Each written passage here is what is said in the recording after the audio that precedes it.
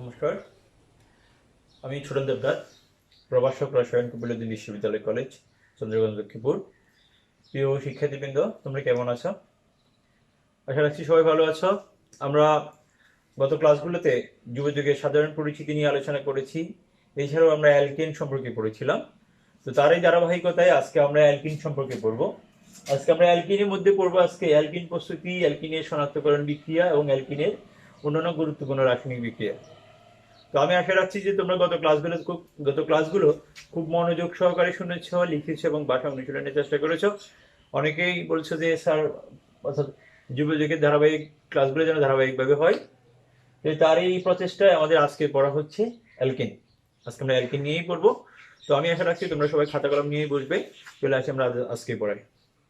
Alkane সম্পর্কে আমরা সবাই জানি, আমরা নবম দশম শ্রেণীতেই পড়ে আসছি। সেটা হচ্ছে যে সকল যুগযুগের মধ্যে কার্বন কার্বন দ্বিবন্ধন থাকবে তাদেরকে আমরা বলবো অ্যালকিন। তার মানে কার্বন কার্বন যদি দ্বিবন্ধন থাকে তাদেরকে আমরা অ্যালকিন বলবো। তো এই অ্যালকিন যুগযুগের আমরা এখন পূর্ববর্তী প্রস্তুতি, আমরা একটা প্রস্তুতি জানি, সেটা হচ্ছে অ্যালকাইল হ্যালাইড থেকে অ্যালকিন প্রস্তুতি। অ্যালকাইল হ্যালাইড থেকে অ্যালকিন প্রস্তুত করব। অ্যালকাইল হ্যালাইডের উদাহরণ হিসেবে আমরা নিলাম ধরো ইথাইল হ্যালাইড প্লাস অ্যালকাইল হ্যালাইডের সাথে সোডিয়াম হাইড্রোক্সাইড কিংবা পটাশিয়াম হাইড্রোক্সাইড। অ্যালকাইল হ্যালাইডের সাথে সোডিয়াম হাইড্রোক্সাইডের বিক্রিয়া কিংবা পটাশিয়াম হাইড্রোক্সাইডের বিক্রিয়া। তবে এখানে এই ক্ষারের একটা পরিবেশ আছে। ক্ষারটা কোথায় থাকবে? অ্যালকোহলে দ্রবীভূত ক্ষার। অবশ্যই ক্ষারটা কোথায় আছে সেটা আমাদেরকে উল্লেখ করতে হবে।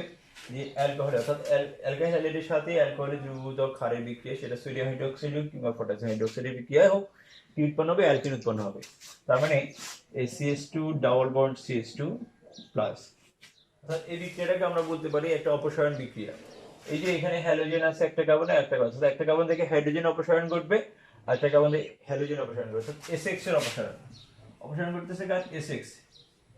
SX যদি অপসারিত হয়, অর্থাৎ একটা কার্বন থেকে যদি হাইড্রোজেন অপসারিত হয় এবং একটা কার্বন থেকে হ্যালোজেনের অপসারণ ঘটে, অর্থাৎ হাইড্রাসিড বা হাইড্রোজেন হ্যালাইডে যদি অপসারণ ঘটে, তাহলে এই কার্বনের দুইটা হাইড্রোজেন, এই কার্বনের দুইটা হাইড্রোজেন, তার মানে CH2 ডাবল বন্ড CH2। এটাই ছিল অ্যালকিন। এই অ্যালকিনটার নাম হচ্ছে ইথিন।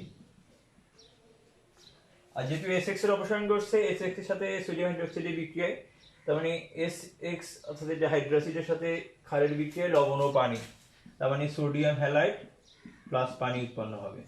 আমি যদি এখানে পটাশিয়াম হাইড্রোক্সাইড ইউজ করতাম তাহলে এখানে উৎপন্ন হতো পটাশিয়াম হাইড্রোক্সাইড প্লাস পানি। তো এখানে আমরা ইউজ করছি কি? Ethyl halide. Ethyl halide use করছি। আমি যদি প্রোপাইল হ্যালাইড ইউজ করি এখানে উৎপন্ন হবে প্রোপিন। বিউটাইল হ্যালাইড ইউজ করলে উৎপন্ন হবে বিউটিন। পেন্টাইল হ্যালাইড ব্যবহার করলে এখানে হবে প্যান্টিন। তো আমরা আরেকটা বিক্রিয়া লেখার চেষ্টা করি, বাকিগুলো তোমরা বাসায় অনুসরণের চেষ্টা করবে। আমরা যদি প্রোপাইল হ্যালাইড লিখতে চাই, আমরা জানি যে অ্যালকাইল হ্যালাইড এর মধ্যে ইথাইল হ্যালাইড, প্রোপাইল হ্যালাইড একই সমগোত্রীয় শ্রেণীর সদস্য। মানে পরবর্তী সদস্য যদি লিখতে চাই তাহলে কিসের পার্থক্য থাকবে? আমরা আগেই পড়েছিলাম, সেটা হচ্ছে মিথিলিন মূলকের পার্থক্য থাকবে। মানে প্রোপাইল হ্যালাইড যদি লিখতে চাই এখানে জাস্ট একটা মিথিলিন মূলক অর্থাৎ একটা CH2 মূলক বাড়বে। এটা হচ্ছে প্রোপাইল হ্যালাইড।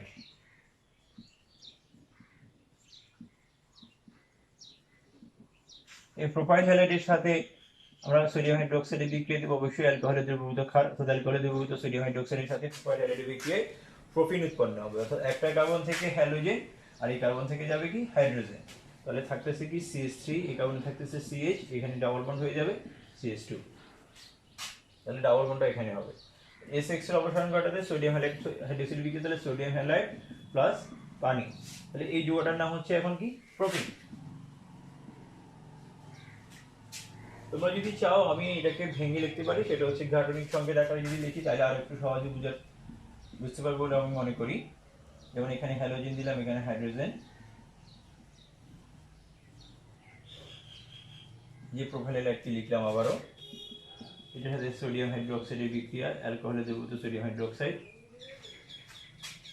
তো SX এর অপসারণ ঘটছে বলছি, তবে এই কার্বনে থাকতেছে কি? CH3, এই কার্বনে থাকতেছে একটা মাত্র হাইড্রোজেন, এটা চলে গেছে, হাইড্রোজেনটা চলে গেছে, তাহলে এখানে দ্বিবন্ধনের সৃষ্টি হবে, এই কার্বনে হাইড্রোজেন থাকবে দুইটা, অর্থাৎ এই CH3 bond CH double bond CH2 propene. আর যেহেতু Sx এর অপসারণ করছে Sx এবং সোডিয়াম হাইড্রোক্সাইড বিক্রিয়ায় অর্থাৎ হাইড্রোক্সাইডের সাথে ক্ষারের বিক্রিয়ায় লবণ ও পানি, এই জন্য সোডিয়াম হ্যালাইড প্লাস পানি। এটা ছিল অ্যালকাইল হ্যালাইড থেকে অ্যালকিন তৈরি। অ্যালকিনে আমরা ইথিন বললাম, প্রোপিন বললাম। তোমরা একই পক্ষে বিউটিন, প্যান্টিন, হেক্সিন লেখার চেষ্টা করবে। আবার বলি, সেটা হচ্ছে এক্স এর পরিবর্তে অর্থাৎ হ্যালাইডের পরিবর্তে আমরা যদি ব্রোমিন ইউজ করি, তাহলে এটার নাম হবে প্রোপাইল ব্রোমাইড, এখানে সোডিয়াম ব্রোমাইড উৎপন্ন হবে। যদি আমি এখানে এক্স এর পরিবর্তে ক্লোরিন ইউজ করি, তাহলে এখানে হবে, এটার নাম হবে প্রোপাইল ক্লোরাইড, এখানে সোডিয়াম ক্লোরাইড উৎপন্ন হবে। আয়োডিন ইউজ করলে সোডিয়াম আয়োডাইড উৎপন্ন হবে। অর্থাৎ এক্স এর পরিবর্তে যাই ব্যবহার করি সেখানে এটা উৎপন্ন হবে, নামও ঠিক একইভাবে হবে। তবে আশা রাখছি তোমরা এটা খুব ভালোভাবে বুঝেছো। অ্যালকাইন থেকে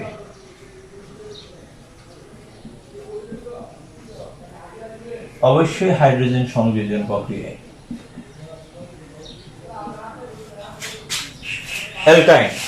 অ্যালকাইনের সম্পর্কে আমরা জানি, সেটা হচ্ছে যে সকল যৌগগুলোতে কার্বন কার্বন ত্রিবন্ধন থাকবে তারা হচ্ছে অ্যালকাইন। অ্যালকাইন ও অ্যালকিনের মতো এক অসম্পৃক্ত হাইড্রোকার্বন। তো অ্যালকাইন থেকে যদি আমরা অ্যালকিন তৈরি করতে চাই, হাইড্রোজেন সংযোজন করব। আমরা এই অ্যালকাইন থেকে অ্যালকিনও তৈরি করছিলাম, ঠিক একই প্রক্রিয়ায়, হাইড্রোজেন সংযোজন প্রক্রিয়ায়। আমি আশা রাখছি তোমাদের সবারই মনে আছে বিক্রিয়াটা ছিল এমন, যেমন অ্যালকাইনের একটা সদস্য হচ্ছে ইথাইন, ইথাইন নিলাম, ইথাইন প্লাস হাইড্রোজেন, এখানে ছিল নিকেল চিহ্ন প্রভাবক 180°C তাপমাত্রা। তো আমরা তখন সেখানেই বলেছিলাম সেটা হচ্ছে ইথাইনের সাথে হাইড্রোজেনের সংযোজন বিক্রিয়া, এটা অনেকটা সেম বিক্রিয়ার মতো। এটা জাস্ট পরবর্তী ধাপে হবে ইথিন, পুনরায় হাইড্রোজেন আবার সংযোজিত হয়ে উৎপন্ন হবে ইথেন। কিন্তু আমাদের এখানে লক্ষ্য ছিল অ্যালকিন তৈরি। আমরা তো বলতে পারি যে ইথিনের সাথে হাইড্রোজেন যুক্ত করলে ইথিন হয়ে গেল না, এই বিক্রিয়াটা চলতে থাকে, ইথেনে আসেই থামবে। যার কারণে অ্যালকাইনের সাথে হাইড্রোজেনের সংযোজন বিক্রিয়ায় অ্যালকিন উৎপন্ন হবে সঠিক, সেক্ষেত্রে আমাকে প্রভাবকের পরিবর্তন করতে হবে। প্রভাবক হিসাবে আমাকে এখানে থাকবে প্যালাডিয়াম প্লাস বেরিয়াম সালফেট। এই জন্য বলা হচ্ছে যে প্যালাডিয়াম প্লাস বেরিয়াম সালফেটের উপস্থিতিতে অ্যালকাইনের সাথে হাইড্রোজেনের সংযোজন বিক্রিয়ায় অ্যালকিন উৎপন্ন হবে, তখন আর পরবর্তী ধাপটা হবে না। তার মানে এই প্যালাডিয়াম এবং বেরিয়াম সালফেট এখানে প্রভাবক বিশ হিসেবে কাজ করে। প্রভাবক বিশ অর্থাৎ যেটা রাসায়নিক বিক্রিয়ার গতিবেগ কমিয়ে দেয়। তার মানে এই বিক্রিয়াটার গতি এখানে আসি থেমে যাবে, পরবর্তী সংযোজন বিক্রিয়া হবে না। এই জন্য অ্যালকাইন থেকে যদি অ্যালকিন তৈরি করতে চাই হাইড্রোজেন সংযোজন প্রক্রিয়ায়, সেক্ষেত্রে অবশ্যই প্রভাবক হিসেবে প্যালাডিয়াম এবং বেরিয়াম সালফেটকে ব্যবহার করতে হবে। আমি যদি এখানে নিকেল চিহ্ন প্রভাবক ব্যবহার করি, 180°C তাপমাত্রায় ব্যবহার করি, সেক্ষেত্রে অ্যালকাইনের সাথে হাইড্রোজেনের সংযোজন দিলে আমরা অ্যালকেনই পাবো, অ্যালকিন পাবো না। তো আমাদের লক্ষ্য ছিল অ্যালকিন তৈরি, যার কারণে আমরা অ্যালকাইন থেকে যদি অ্যালকিন তৈরি করতে চাই, এখানে প্রভাবক হিসেবে থাকবে প্যালাডিয়াম এবং কি বেরিয়াম সালফেটের উপস্থিতি। এই বিক্রিয়ায় অ্যালকাইনের সাথে হাইড্রোজেন সংযোজন করলে অ্যালকিন উৎপন্ন হবে। তার মানে ইথাইন প্লাস হাইড্রোজেন ইথিন। আমরা যদি প্রোপাইন প্লাস হাইড্রোজেন দিই প্রোপিন হবে। একই প্রক্রিয়ায় বিউটিন, প্যান্টিন আমরা তৈরি করার চেষ্টা করব। আমরা এবার অ্যালকোহল থেকে অ্যালকিন তৈরি করব। অ্যালকোহলও আমরা চিনি সবাই, আমরা বলছি যে সকল যৌগের অণুতে OH মূলক থাকে, অর্থাৎ যে সকল তোমার এই মুক্ত শিকল যৌগের অণুতে OH মূলক থাকে তাদেরকে আমরা বলবো অ্যালকোহল। তো অ্যালকোহল থেকে যদি অ্যালকিন তৈরি করতে চাই কিভাবে হবে আমরা চেষ্টা করতেছি। আমরা এই বিক্রিয়াটা কিন্তু আমি বলছি যে এই সকল বিক্রিয়া সবগুলোই আমরা নবম দশম শ্রেণীতে পড়ে আসছি, এখানে জাস্ট পুনরাবৃত্তি হচ্ছে। আমরা আবার লেখার চেষ্টা করতেছি। তো অ্যালকোহলের সাথে কার বিক্রিয়া? গাঢ় সালফিউরিক অ্যাসিডের বিক্রিয়া। অ্যালকোহল এবং গাঢ় সালফিউরিক অ্যাসিডের বিক্রিয়ায় অ্যালকিন উৎপন্ন হবে। অ্যালকোহল এবং কার বিক্রিয়া? সালফিউরিক অ্যাসিডের বিক্রিয়া। তো এই বিক্রিয়ায় সালফিউরিক অ্যাসিড নিরোধকের কাজ করবে। নিরোধক মানে যে সকল যৌগ অন্য যৌগ থেকে কি করে? পানি শোষণ করে নেয়। অ্যালকোহল যে পানি আছে সেটা আমরা প্রমাণের জন্য আমরা এই তোমার শোধক কপার সালফেটকে নিতে পারি। শোধক কপার সালফেটের মধ্যে যদি অ্যালকোহল ড্রপ ওয়াইজ ফেলা হয়, শোধক কপার সালফেট সেটা কি বর্ণ ধারণ করবে? নীল বর্ণ ধারণ করবে। অর্থাৎ অ্যালকোহলের পানি অ্যাবজর্ব করার পরে শোধক কপার সালফেটটা তুতেতে পরিণত হবে। এই জন্য আমরা বুঝতে পারি যে অ্যালকোহলের মধ্যে পানি আছে, ওই পানিটা এখন এই বিক্রিয়া কে শোষণ করতেছে? Sulphuric acid. এখানে সালফিউরিক অ্যাসিডের ধর্ম কি? নিরোধকের ধর্ম। তো সালফিউরিক অ্যাসিড এখানে নিরোধকের কাজ করছে। তো আমরা সেটাকে বিক্রিয়া এখানে লিখে এখানে লিখতে পারি। মানে কনসেন্ট্রেটেড সালফিউরিক অ্যাসিড। তাহলে কি কি শোষণ হবে? পানি শোষণ হবে। তাহলে কিভাবে হয় একটু গাঠনিক সংখ্যা দ্বারা লিখলে অনেক খুব সহজেই বুঝতে পারবে তোমরা। এটার নাম ছিল ইথানল। আমরা বলছি যে পানি, এই যে একটা কার্বন থেকে হাইড্রোজেন, একটা কার্বন থেকে OH অপসারণ করবে, অর্থাৎ পানির অপসারণ করবে। পানিটা অ্যাবজর্ব করবে কে? সালফিউরিক অ্যাসিড, পানি শোষণ করে নেবে। তাহলে থাকতেছে কি CH2, তার মানে CH2 double bond CH2 plus পানি। তো এই বিক্রিয়ার একটা শর্ত আছে, অ্যালকোহল অর্থাৎ ইথানল এবং গাঢ় সালফিউরিক অ্যাসিডের যে বিক্রিয়া আমরা ইথিন পাচ্ছি, এই বিক্রিয়ায় ইথানল এবং গাঢ় সালফিউরিক অ্যাসিডের প্রাচুর্যতার উপর দুই ধরনের প্রোডাক্ট পাওয়ার সম্ভাবনা থাকে। অবশ্যই মনে রাখতে হবে তোমাদেরকে, সেটা হচ্ছে কোন জৈব যৌগের একটা বিক্রিয়ায় ইথানল এবং গাঢ় সালফিউরিক অ্যাসিডের বিক্রিয়ায় যদি অ্যাসিডের পরিমাণ বেশি হয় তখনই উৎপন্ন হবে অ্যালকিন অর্থাৎ ইথিন। আর যদি ওই মিশ্রণে অ্যালকোহলের পরিমাণ বেশি হতো তখন উৎপন্ন হতো ইথার। আমরা যখন ইথারের প্রস্তুতি করব তখন ওই বিক্রিয়াটা আবারই আলোচনা করব। তো আজকে এতটুকুই জানো, সেটা হচ্ছে অ্যালকোহল থেকে যদি আমরা এই অ্যালকিন প্রস্তুত করতে চাই, অ্যালকোহলের সাথে গাঢ় সালফিউরিক অ্যাসিডের বিক্রিয়ায় অ্যালকিন উৎপন্ন হবে। যেমন ইথানল থেকে ইথিন হবে। এই বিক্রিয়ায় সালফিউরিক অ্যাসিড কিসের কাজ করবে? নিরোধকের কাজ করবে। তো এইখানে সালফিউরিক অ্যাসিড ছাড়াও আমরা অ্যালুমিনিয়াম অক্সাইডকেও তোমার নিরোধক হিসেবে ব্যবহার করতে পারি। অ্যালুমিনিয়াম অক্সাইড যদি ব্যবহার করা, সেক্ষেত্রে সেটা পানি অ্যাবজর্ব করে নেবে, অ্যালকোহল থেকে ইথিন উৎপন্ন হবে।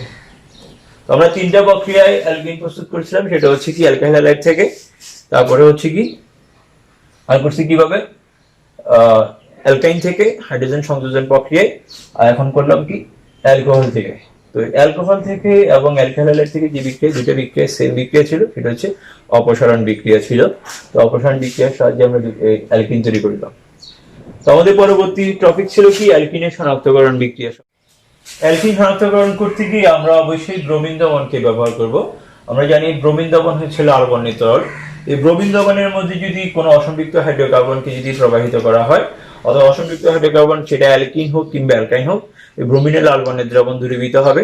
এই বিক্রিয়ার সাহায্যে আমরা বলতে পারি যে মানে অ্যালকিন একটি অসম্পৃক্ত হাইড্রোকার্বন, অর্থাৎ অ্যালকিনের মধ্যে কি আছে? 5 বন্ধন আছে।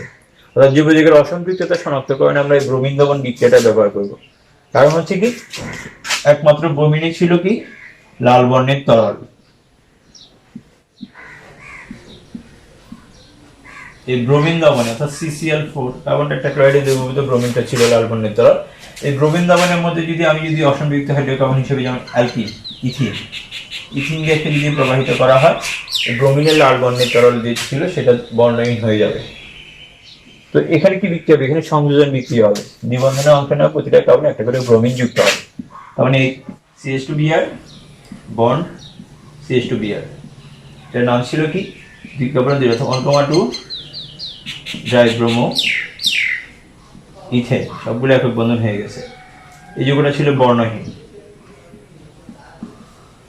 এই ব্রোমিন এবং বিক্রিয়ার সাহায্যে আমরা জৈব যৌগের অসম্পৃক্ততা নির্ণয় করতে পারি। অসম্পৃক্ততা তার মানে অসম্পৃক্ত যৌগ কে? অ্যালকিন এবং অ্যালকাইন। মানে অ্যালকিন শনাক্তকরণমূলক কিংবা অ্যালকাইন শনাক্তকরণের জন্য যদি বলা হয়, সেক্ষেত্রে আমরা ব্রোমিন দ্রবণ বিক্রিয়া ব্যবহার করব। আমরা বলবো যে কার্বন টেট্রাক্লোরাইডে দ্রবীভূত ব্রোমিন লাল বর্ণের তরল উক্ত দ্রবণে অসম্পৃক্ত হাইড্রোকার্বন মানে অ্যালকিন কিংবা অ্যালকাইনকে প্রবাহিত করলে লাল বর্ণের তরল বর্ণহীন অর্থাৎ দূরীভূত হয়, সেটা বর্ণহীন যৌগ হয়। এই বিক্রিয়ার সাহায্যে জৈব যৌগের অসম্পৃক্ততা নির্ণয় করা যায়, অথবা ইথিন কিংবা অ্যালকিন একটি অসম্পৃক্ত যৌগ, সেটা প্রমাণিত হয়। তো তোমরা একই প্রক্রিয়ায় এখানে যদি আমরা প্রোপিন ইউজ করি, তাহলে এখানে হবে 1,2 ডাইব্রোমো প্রোপেন। আমরা যদি বিউটেন ব্যবহার করি, এখানে হবে 1,2 ডাইব্রোমো বিউটেন। তোমরা এগুলো লেখার চেষ্টা করবে। এই প্রক্রিয়ার মাধ্যমে প্রোপিন এবং বিউটেনকে শনাক্তকরণের চেষ্টা করবে। আমরা আরেকটা পরীক্ষা করব, বেয়ার পরীক্ষা। এই বেয়ার পরীক্ষার সাহায্যে আমরা অ্যালকিনকে শনাক্তকরণ করতে পারি। বেয়ার পরীক্ষা আমরা জানি সেটা হচ্ছে ক্ষারীয় পটাশিয়াম পারম্যাঙ্গানেটের দ্রবণ। ক্ষারীয় পটাশিয়াম পারম্যাঙ্গানেটের দ্রবণটার কালার হচ্ছে গোলাপি বর্ণ। ক্ষারীয় পটাশিয়াম পারম্যাঙ্গানেটের গোলাপি বর্ণের দ্রবণ। এই ক্ষারীয় পটাশিয়াম পারম্যাঙ্গানেট থেকে যেমন অক্সিজেন পাওয়া যায়, এই ক্ষারীয় পটাশিয়াম পারম্যাঙ্গানেটের গোলাপি বর্ণের জলীয় দ্রবণে আমি যখন অসম্পৃক্ত হাইড্রোকার্বন অর্থাৎ অ্যালকিন কিংবা অ্যালকাইনকে প্রবাহিত করব, তখন এই দ্রবণের অর্থাৎ এই গোলাপি বর্ণের দ্রবণ বিনষ্ট হবে, সেটা বর্ণহীন হয়ে যাবে। তো আমরা বলছি যে অ্যালকিন কিংবা অ্যালকাইন শনাক্তকরণে আমরা এই দুটো বিক্রিয়াকে ব্যবহার করতে পারবো। তো বেয়ার পরীক্ষায় আমরা যদি এখানে অ্যালকিন শনাক্তকরণের জন্য বলছি, আমরা অ্যালকিনে নিলাম, অ্যালকিনের নাম ছিল ইথিন। তো কি হবে, এখানে দ্বিবন্ধনে অংশ নেওয়া প্রতিটা কার্বনে একটা করে হাইড্রোক্সিল অর্থাৎ একটা করে OH মূলক যুক্ত হবে। দ্বিবন্ধনে অংশ নেওয়া প্রতিটা কার্বনে একটা করে কি যুক্ত হবে, অ্যালকোহলের OH অর্থাৎ OH মূলক যুক্ত হবে। তার মানে CH2OH বন্ড CH2OH, দেখে ইউজ করা লাগবে না, তাহলে CH2OH বন্ড CH2OH, এটার নাম কি ছিল, এটার নাম ছিল ইথিলিন গ্লাইকল কিংবা ইথেন 1,2 ডায়ল। আচ্ছা প্রথমেই লিখি ইথিলিন গ্লাইকল, আর আমরা যদি ইফেক্ট নাম লিখি সেক্ষেত্রে প্রতিটা কার্বনে একটা করে OH আছে, কার্বন দুইটা ছিল ইথেন, তাহলে ইথেন 1,2 ডায়ল। আমরা এই বিক্রিয়ার সাহায্যে কি শনাক্তকরণ করলাম, অ্যালকিন শনাক্তকরণ করলাম। তো আবার বলতেছি, সেটা হচ্ছে অ্যালকিন শনাক্তকরণের জন্য আমরা এখানে ব্রোমিন দ্রবণ বিক্রিয়া ব্যবহার করেছি এবং বেয়ার পরীক্ষা ব্যবহার করেছি। বেয়ার পরীক্ষা আবার বলতেছি, এটা হচ্ছে ক্ষারীয় পটাশিয়াম পার ম্যাঙ্গানাইটের গোলাপি বর্ণের দ্রবণ। এখান থেকে জার্মান অক্সিজেন পাওয়া যায়। এই গোলাপি বর্ণের দ্রবণে জলীয় দ্রবণে, গোলাপি বর্ণের জলীয় দ্রবণে যখন আমরা অ্যালকিন গ্যাস অর্থাৎ ইথিনকে প্রবাহিত করব, এই গোলাপি বর্ণটা বিনষ্ট হবে, অর্থাৎ এই প্রোডাক্টটা হচ্ছে এখন কি বর্ণহীন প্রোডাক্ট। সেক্ষেত্রে বলছি দ্বিবন্ধনে অংশ নেওয়া প্রতিটা কার্বনে একটা করে OH যুক্ত হবে, এই জন্য এটার নাম ছিল ইথিলিন গ্লাইকল কিংবা ইথেন 1,2 ডায়ল। তো আমি আশা রাখছি যে আমরা অ্যালকিন শনাক্তকরণ খুব ভালোভাবেই বুঝেছি ব্রোমিন দ্রবণ বিক্রিয়ার সাহায্যে এবং বেয়ার পরীক্ষার সাহায্যে অ্যালকিন শনাক্তকরণগুলো। পরবর্তী ধাপে আমাদের বলা হচ্ছে কি, অ্যালকিনের গুরুত্বপূর্ণ রাসায়নিক বিক্রিয়া সমূহ নিয়ে আমরা এখন আলোচনা করব। আমরা জানি যে অ্যালকিন একটা অসংযুক্ত হাইড্রোজেন কার্বন, অর্থাৎ অ্যালকিন অণুতে দ্বিবন্ধন আছে, অর্থাৎ একটা সিগমা বন্ধন এবং একটা পাই বন্ধন আছে।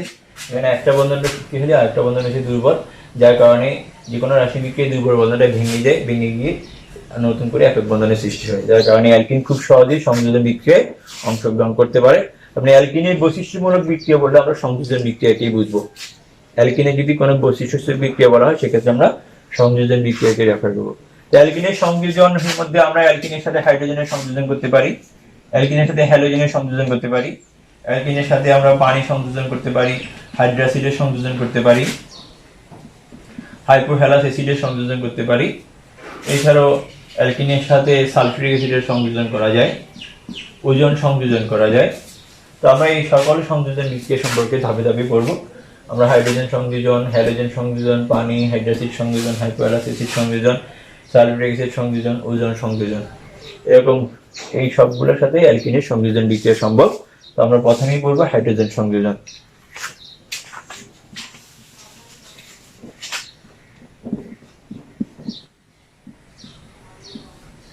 বিক্রিয়াটা আমরা পড়েছিলাম, সেটা হচ্ছে যেমন অ্যালকিনের মধ্যে আমরা উদাহরণ নিলাম ইথিন প্লাস হাইড্রোজেন। আমরা এখানে থাকবে নিকের জন্য প্রভাবক 180 ডিগ্রি সেলসিয়াস তাপমাত্রা। এই বিক্রিয়াটা আমরা পড়েছিলাম অ্যালকিন প্রস্তুতির সময়। অ্যালকিন থেকে যখন অ্যালকিন তৈরি করছিলাম তখন আমরা এই বিক্রিয়া করছি। হচ্ছে অ্যালকিনের সাথে হাইড্রোজেনের সংযোজন বিক্রিয়া অ্যালকিন উৎপন্ন হয়। কারণ ইথিনের সাথে হাইড্রোজেন যদি দ্রুত বিক্রিয়া আছে সংযোজন বিক্রিয়া হয়, ইথেন উৎপন্ন হবে। এখানে দ্বিবন্ধনে অংশ নেওয়া প্রতিটা কার্বনে একটা করে হাইড্রোজেন যুক্ত হবে। তার মানে প্রথম কার্বনে হয়ে যাবে এখন 3টা হাইড্রোজেন, দ্বিবন্ধন ভেঙে হয়েছে কি একক বন্ধন, এটা হচ্ছে 3টা হাইড্রোজেন, এটার নাম হচ্ছে কি ইথেন। এটা ছিল ইথিন। একই প্রক্রিয়া আমরা যদি প্রোপিন থেকে হবে কি প্রোপেন, একটা বিক্রিয়া লিখে আরেকটা CH3CH double bond CH2 plus hydrogen, nickel চেনের প্রভাবক 180 থেকে 200 ডিগ্রি সেলসিয়াস 180 লিখলাম। তাহলে উৎপন্ন হবে কি, বলছি যে দ্বিবন্ধনে অংশ নেওয়া কার্বনগুলোর মধ্যে একটা করে হাইড্রোজেন যুক্ত হবে, দ্বিবন্ধন ভেঙে হয়ে যাবে কি একক বন্ধন, তার মানে দুটো একক বন্ধন বৃদ্ধি পাবে। তার মানে CH3 bond CH2 bond CH3 হয়ে গেছে কি প্রোপেন। তো অ্যালকিনের হাইড্রোজেন সংযোজন বিক্রিয়া আমরা করলাম। একই প্রক্রিয়া আমি হ্যালোজেন সংযোজন X2 X for chlorine, bromine, iodine, কেমন ক্লোরিন, ব্রোমিন, আয়োডিন।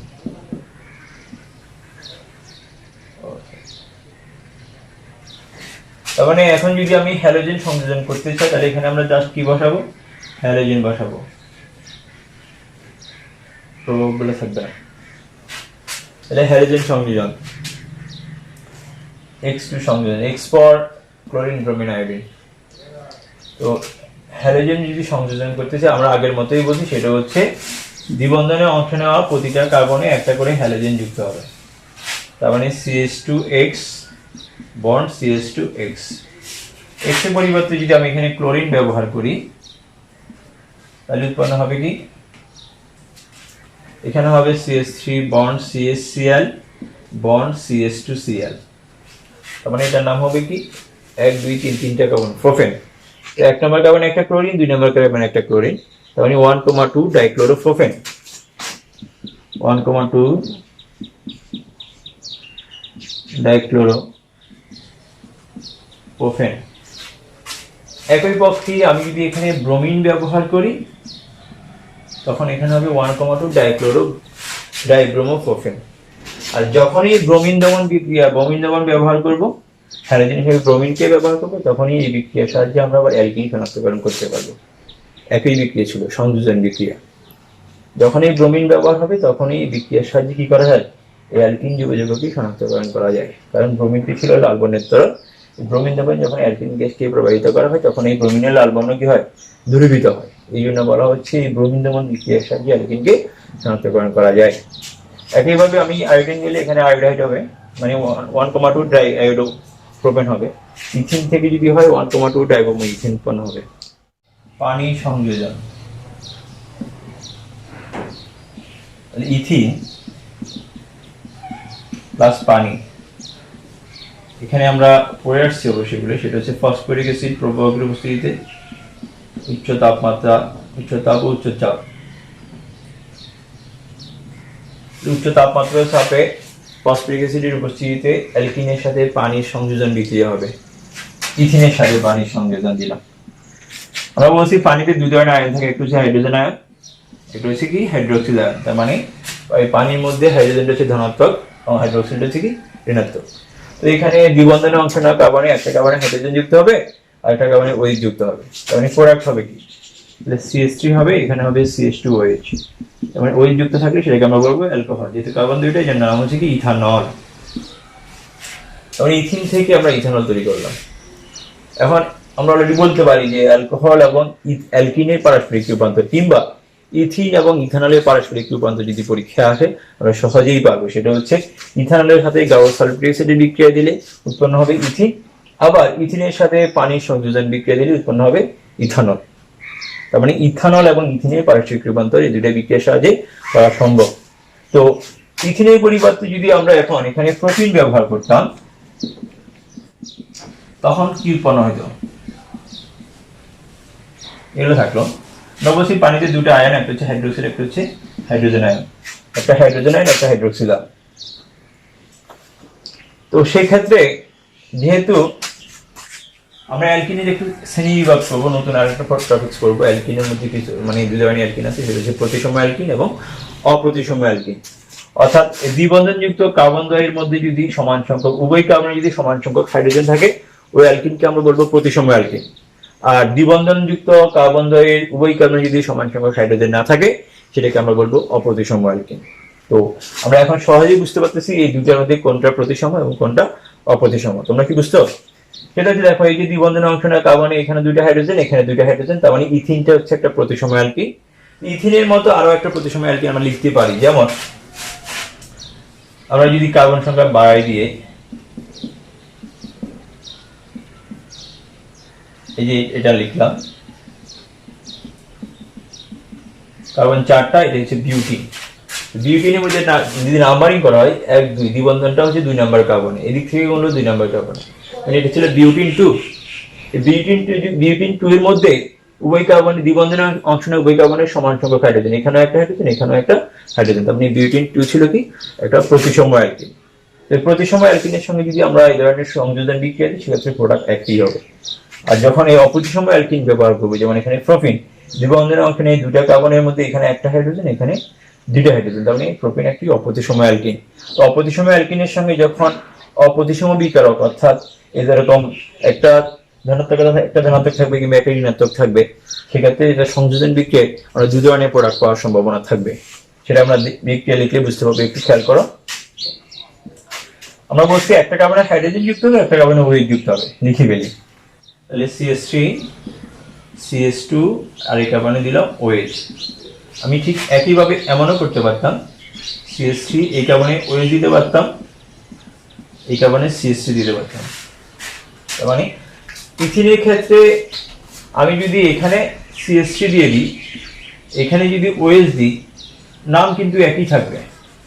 একটু আবার একটু দেখো, একটু ব্যাক করতেছি, CH3 CH2 OH, অথবা আমি লিখতাম যে CH2 OH CH3, একই জিনিস। এই দুটোই কিন্তু ইথানলের সংকেত, এখানে কোনো পরিবর্তন নেই।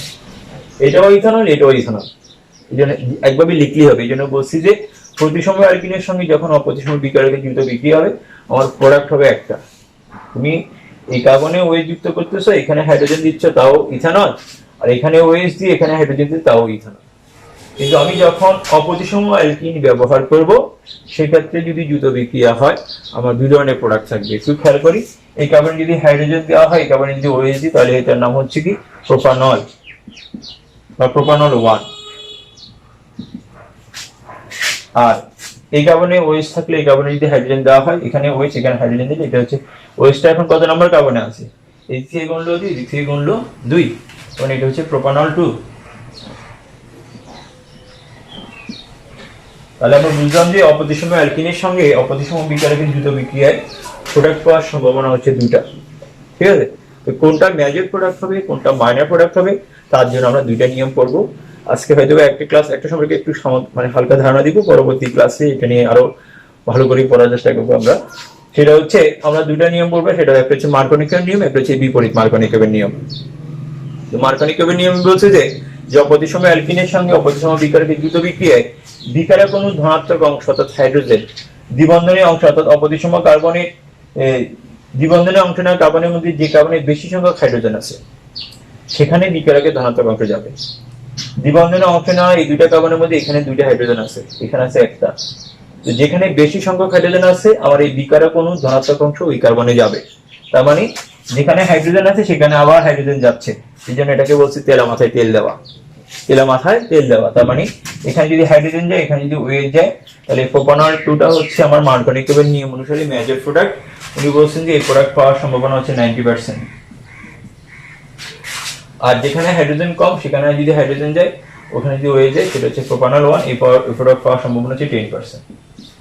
এটা হচ্ছে মার্কনিকের নীতির আলোকে যে অপ্রতিসম অ্যালকিনের সঙ্গে অপ্রতিসম বিকারকের দ্রুত বিক্রিয়ায় বিকারের কোনো ধনাত্মক অংশ দ্বিবন্ধনে অংশ নেওয়া কার্বনের যেখানে বেশি সংখ্যক হাইড্রোজেন আছে সেখানে যুক্ত হবে, এবং ঋণাত্মক অংশটা যেখানে কম সংখ্যক হাইড্রোজেন আছে সেখানে যুক্ত হবে। এটা ছিল জাস্ট যেখানে হাইড্রোজেন আছে সেখানে আবার ধনাত্মক অংশ যাচ্ছে, হাইড্রোজেনটা আবার যাচ্ছে, জন্য এটাকে বলছি তেলা মাথায় তেল দেওয়া। চেষ্টা করবে। এবং তোমরা আজকে পর্যন্ত পড়ালাম, পরবর্তী ক্লাসে আমরা অ্যালকিনে আরো কিছু গুরুত্বপূর্ণ বিক্রিয়া রয়ে গেছে, সেগুলো নিয়ে আলোচনা করব। তার মধ্যে আমরা এগিয়ে বলছি এই প্রক্রিয়া, একই প্রক্রিয়া আমরা হাইড্রোসিড সংযোজন করতে পারি, যেমন হাইড্রোজেন ব্রোমাইড, হাইড্রোজেন আয়োডাইড সংযোজন করা যেতে পারে। এছাড়াও সালফার অ্যাসিডের সংযোজন আছে, ওজন সংযোজন আছে। এই বিক্রিয়াগুলো আমরা পরবর্তী ক্লাসে আলোচনা করব। আমি আশা রাখছি যে আজকের ক্লাস তোমরা খুব ভালোভাবে মানে বোঝার চেষ্টা করেছো এবং ভালোভাবে উপভোগ করেছো, এবং সাথে সাথে লেখার চেষ্টা করেছো। কোথাও যদি তারপরে কোথাও সমস্যা থাকে আমাকে ইনবক্সে মেসেজ করবে কিংবা ফোন করবে, অবশ্যই সাথে সাথে উত্তর দেওয়ার চেষ্টা করব। তো আমি আশা রাখছি তোমরা সবাই ভালো থাকবে, এবং এই বৈশ্বিক মহামারীর সময় সবাই গৃহে অবস্থান করবে, সরকারের যে স্বাস্থ্যবিধি আছে স্বাস্থ্যবিধি মেনে চলার চেষ্টা করবে। পরিবারের বয়স্ক আছে কিংবা যারা ছোট আছে তাদেরকে অবশ্যই যত্ন নেবে, মা বাবার খেয়াল রাখবে। আর বিকল্প হচ্ছে তোমাদেরকে অবশ্যই পড়াশোনা করতে হবে, এটার কোনো বিকল্পই নেই। পড়াশোনার বিকল্প কিছুই নেই, নিয়মিত অনুশীলনের বিকল্প আর কিছুই হতে পারে না। এই মুহূর্তে তোমাদেরকে অবশ্যই পড়াশোনাই করতে হবে। আর কোথাও সমস্যা থাকলে আমাদের কলেজের স্যারদের সাথে অবশ্যই যোগাযোগ করবা। তো আজকে কথা না বাড়িয়ে আমাদের কলেজের সম্মানিত অধ্যক্ষ স্যারকে আবারও ধন্যবাদ জানিয়ে, এবং অন্যান্য স্যার যারা ক্লাস নিচ্ছেন তাদের সবাইকে তোমাদের পক্ষ থেকে ধন্যবাদ জানাই, এবং তোমরাও নিয়মিত পড়াশোনার চেষ্টা করবে বলে আশা রাখি।